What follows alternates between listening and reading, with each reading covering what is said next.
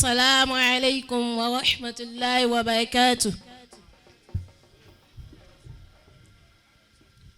أعوذ بالله من الشيطان الرجيم. بسم الله الرحمن الرحيم.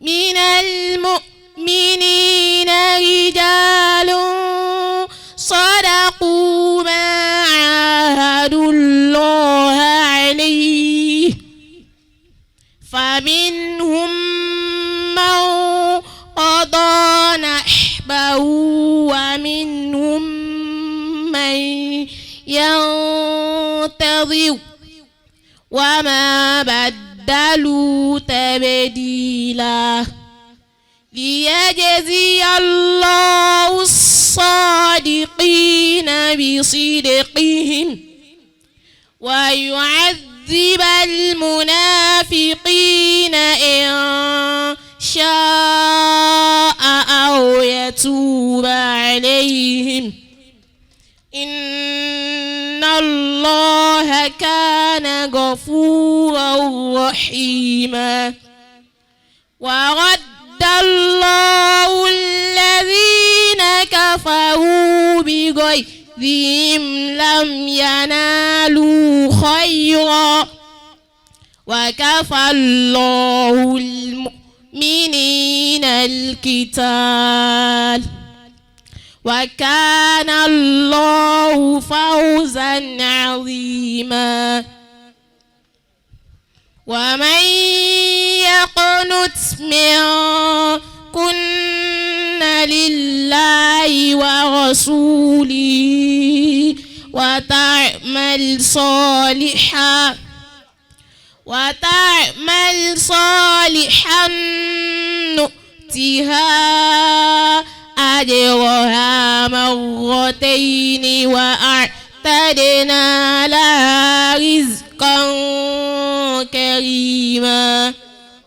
يا نساء النبي لستن كأحد من النساء إن اتقيتن فلا تخضعن بالقول فيطمع الذي في قلبه مرض وقلن قولا معروفا وقرن في بيوتكن من آيات الله والحكمة إن الله كان لطيفا خبيرا.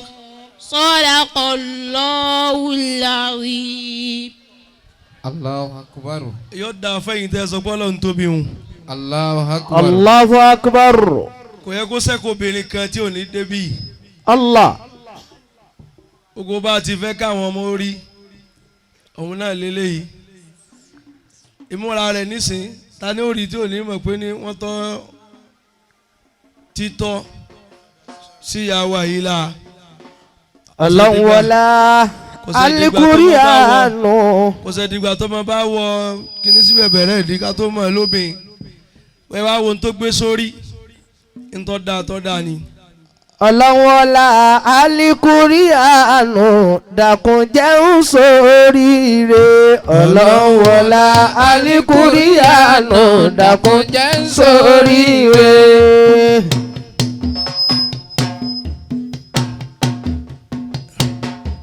ẹ ṣeun ẹ̀yin tẹ́ ń wá wọn tẹ́ ń sanwó alukuraanu. nígbà mo ti ní kí obìnrin ni kó wá àwọn ọkùnrin ò yá yà sí yín. ọkùnrin náà ló ṣàbí obìnrin. Ọlọ́run wọlá alikurianu dákun jẹun sóríire. Ọlọ́run wọlá alikurianu dákun jẹun sóríire.